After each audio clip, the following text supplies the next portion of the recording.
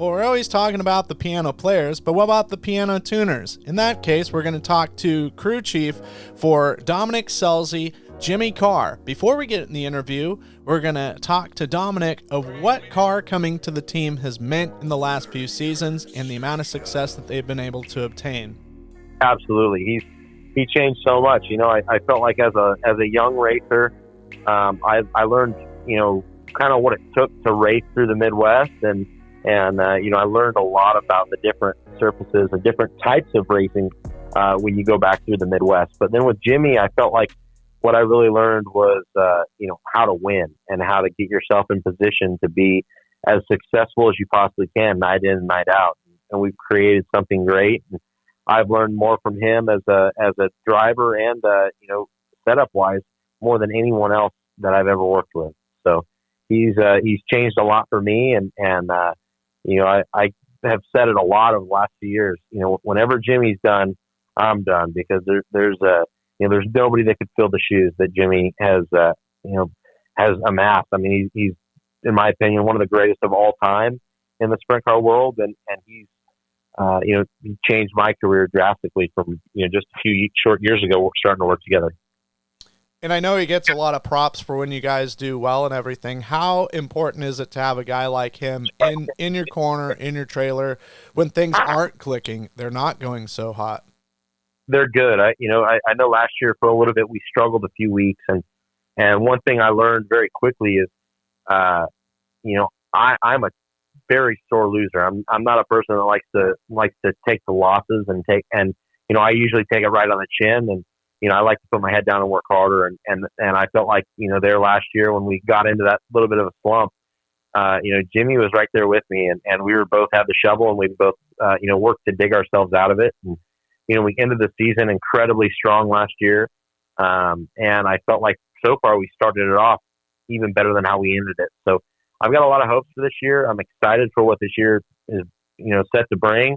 And, I think the competition's going to be tougher now than ever. You've got kids like Corey Day, who, I think is really starting to hit his strides as a race car driver. And, Justin Sanders is in his prime, and he's really starting to show that. And, you got guys like Shane Galbic, who have been consistent for so many years that, they're just knocking on the door for, double-digit wins every single season, and they're doing that as well. So I think in the state of California, between the Carrick brothers and the guys that previously listed, and some of the older bucks that are the veterans of the sport, like Bud Kading and Andy Forsberg and guys like that, it's going to be a dogfight night in and night out. But I'm ready for it, and I think our guns are loaded, and I'm ready for the challenge.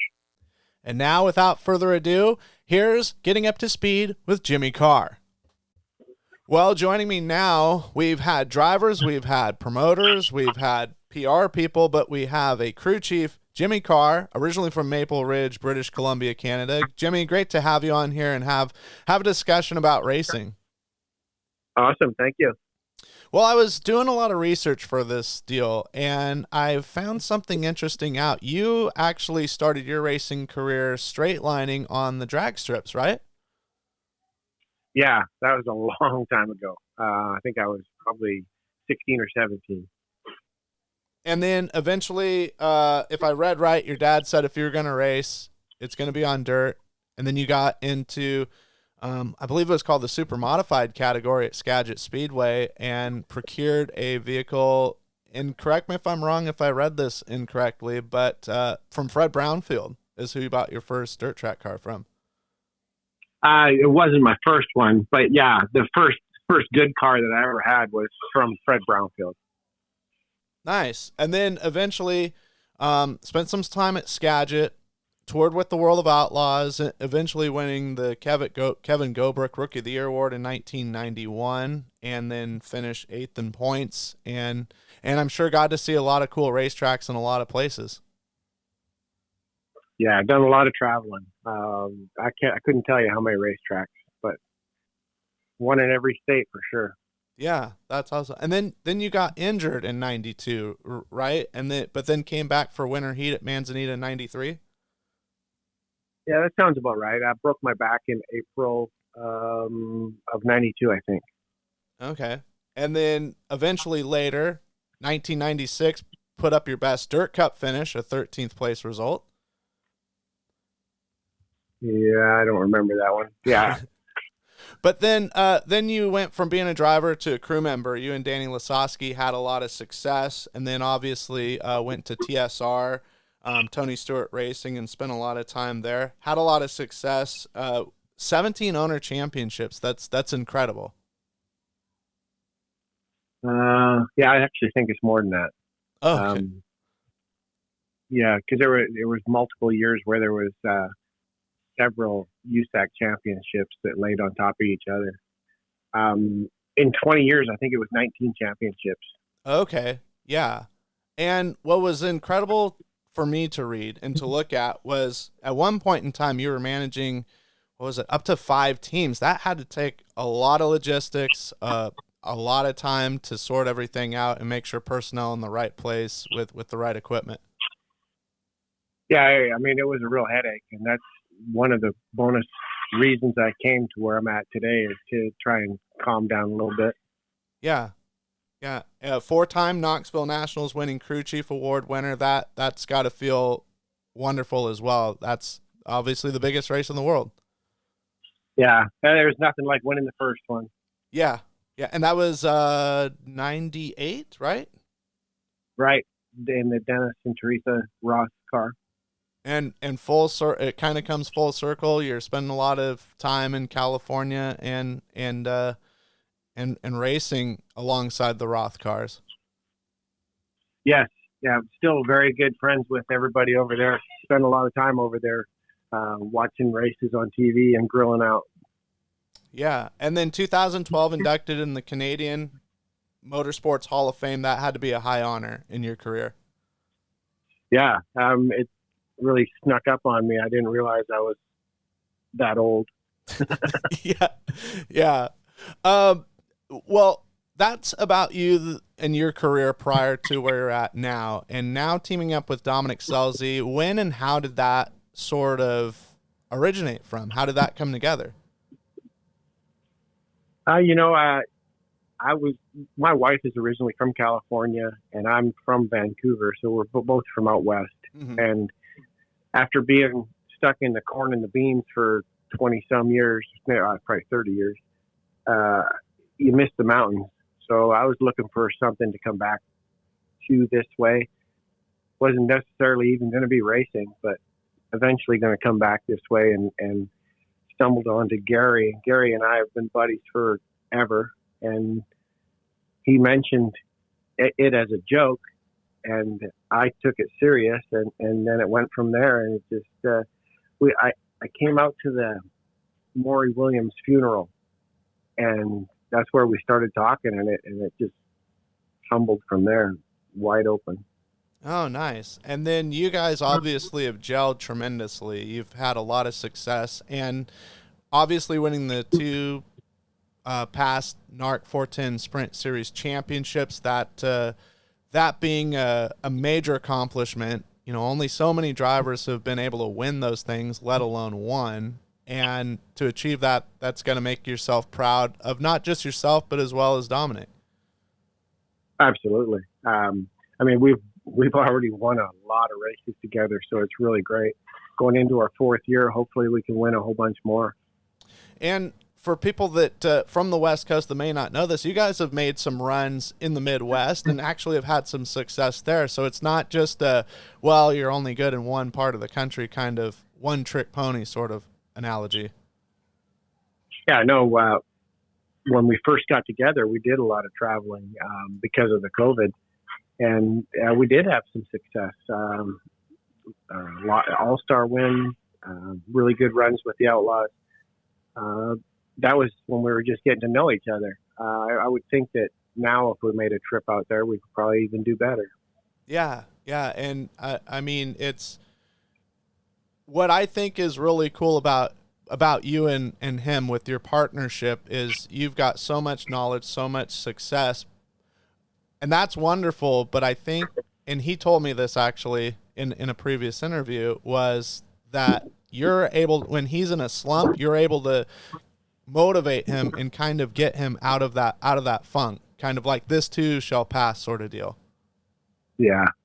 That just comes with age. You've been there, done that, seen everything. It's easy to pick yourself apart as a driver, but I'm there to try and pick them up. I know that it'll be better. The very next race will be fine. Yeah, because it's easy to get negative, but if you have a positive influence, it makes it so much easier to get out of that. Exactly. And for you, coming back and racing out west, you had probably a pretty decent notebook to work with him. I mean, of all the tracks that you go to, probably the only one that you never really ran at was the Stockton dirt track, right? Yeah, myself. I never raced at Stockton. It wasn't open at the time.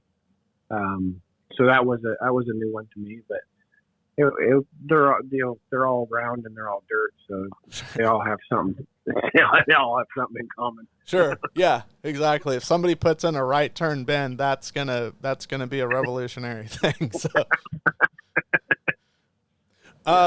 yeah, and I was thinking about this while I was prepping for this interview, and I used to be a wrestling coach, and I got to say that wrestling and racing are very similar because it's a very humbling sport. There's only one winner at a tournament, and sometimes you go up against some really good guys and you have upsets, you have giant slings, and I would have to say your role as a crew chief is very similar to being a wrestling coach. You can't go out there and physically drive the car. You can train your driver, motivate your driver, help your driver work out, get set up. But then once that green flag goes on, it's kind of hands off. Yeah, I mean, he's all on his own. He's a great driver. He does smart things on the racetrack. But yeah, once the green flag flies, I got nothing I can give him. Yeah, unless there's like an open red, or God forbid he has to come into the work area. Exactly. It's same like a wrestling match. Unless there's like blood time or something, it's all on him. I've set you up for this moment. Work with what I've given you. So exactly. And what? Right. I mean, right or wrong. Even if we miss the setup, a lot of times he has to convert his driving style to make up for the horrible car that he has. Sure. Well, and what's great about it too is it's a team sport, but it's an individual sport too. And that's the way I've always looked at wrestling is you go out there, you do it. You did that. You were able to overcome the handicaps, the obstacles, what have you. It's not, oh, well, we had our snapper was too, snaps too late, or this guy went off sides or whatever. It's kind of it's an individual deal. Yeah, absolutely. So outside of working on race cars, thinking about racing, watching racing, you and your wife, have you guys taken up anything that you guys like to enjoy? Yeah, I have a Goldwing Honda motorcycle that we both get on, and we love to travel around. The mountain scenery here is unbelievable, and we're only 2 hours from the coast, so we ride over to the coast also. Little bit of too much rain right now to enjoy that. But hopefully that goes away soon. Yeah, I was going to say quite a bit of rain and probably quite a bit of snow in the mountains in the Sierras. Yeah, more than they've ever had, I think I heard.